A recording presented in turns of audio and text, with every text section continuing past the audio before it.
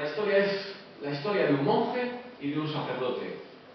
Y perdonen que en un foro y en un auditorio mayoritariamente de cristianos laicos ponga como ejemplo a un monje y a un sacerdote.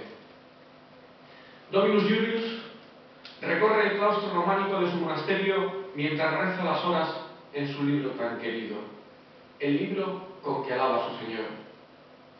La meseta castellana, gallega, se esparce alrededor como custodiando a nuestro monje, y varias aldeas rodean la gran construcción religiosa en dependencia estricta de la misma.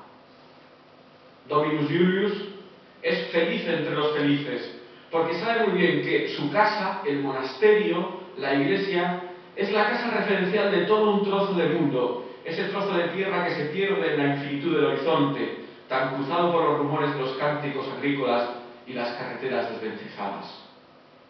Cierto es que en su momento algo de caos lo conmueve todo, que los grupos de señores destrozan y queman lo poco que quiere el más débil, obligándole incluso a diezmos y primicias.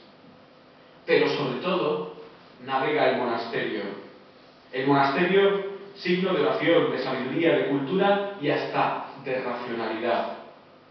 Porque en el monasterio, nuestro monje, Dominus Julius, ha aprendido que el mundo es armonía de la creación, que en ese lugar, y en un lugar similar a ese o en varios, hermanos suyos en la fe han cultivado a lo largo de los siglos, desde hace mucho tiempo, la unión y la unidad entre la fe y la razón. Y no han abandonado en ningún momento de la historia la pretensión de verdad que ha movido al espíritu de la contemplación durante toda su existencia. La cultura, ese cultivo del hombre, es para Dominus Julius unitaria y nace la cultura de las preguntas fundamentales y de las respuestas fundamentales que se hace el hombre en una cosmovisión, una visión de conjunto de sentido, con sus relatos, la revelación de Dios, la palabra, la historia. Dominus Julius, nuestro monje, vive en la armonía de la cultura, del tiempo, en la armonía querida por el Creador. Han pasado 7 siglos, 8 siglos. Estamos en una parroquia del cinturón suburbano de Madrid, Barcelona, Bilbao, Valencia, de una gran metrópoli europea del mundo. Allí, a esa parroquia, llegan personas de todos los lugares, de todas las procedencias, de todas las razas. Un hombre más que de mediana edad, don Juan, está ante el sagrario de su pequeña iglesia recién construida, con las aportaciones de ese grupo magnífico de fieles que hay en todas las parroquias y una ayuda del obispado.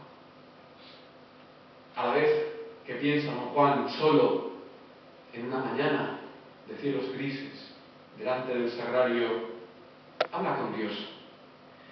Habla con ese Dios que le trajo allí, que un día le llamó desde un pueblecito de la sierra, de las montañas. Se pregunta don Juan qué ha sucedido y qué está sucediendo para que las personas que habitan el territorio de su parroquia apenas frecuenten el templo y tan pocos se le acerquen con gestos de explícita amistad. Se pregunta, pero sobre todo le pregunta al Señor que está en el sagrario, por qué la Iglesia está todos los días en los periódicos y no precisamente como buena noticia, sino siendo protagonista de noticias de las que no quisieran ser protagonistas ni testigos. Y pregunta a su Señor las mismas preguntas que las 3 últimas personas que se le han acercado le han hecho. Una sobre no sé qué ocurre en el mundo, las catástrofes, los males. Otra sobre no sé qué ocurre en la vida de no sé qué sacerdotes. Otra sobre los dineros de la Iglesia. Otra sobre los obispos y la política, la Iglesia y la política. Don Juan le pregunta a su Señor cuál es el problema. ¿Cuál es el problema de su tiempo? ¿Cuál es el problema del testimonio cristiano y de la predicación? Medita don Juan sobre la cultura de su tiempo y se da cuenta que su tiempo, el tiempo que vivimos nosotros, es un tiempo complejo, complicado. Y compleja y complicada es siempre la razón de nuestro tiempo. Antes, don Juan recuerda la gente de su pueblo, sus amigos, su familia, organizaba su tiempo en función de la relación con lo más cercano, lo más inmediato, la familia, la casa, el tiempo, la iglesia, lo sagrado. Ahora la gente organiza su tiempo en función del ocio. Su casa, la iglesia, la parroquia con todo lo que significa, el templo, los locales, las actividades, ya no es la casa referencial de gran parte de las personas que habitan en el territorio de su parroquia. Don Juan piensa, si acaso el problema no es que sea la iglesia y haya dejado de ser la iglesia la casa referencial, el problema es, si acaso, que ya no existen casas referenciales. Esta es la historia de dos tiempos. Máximo Borghesi, un filósofo italiano que participó la pasada semana en un gran acontecimiento cultural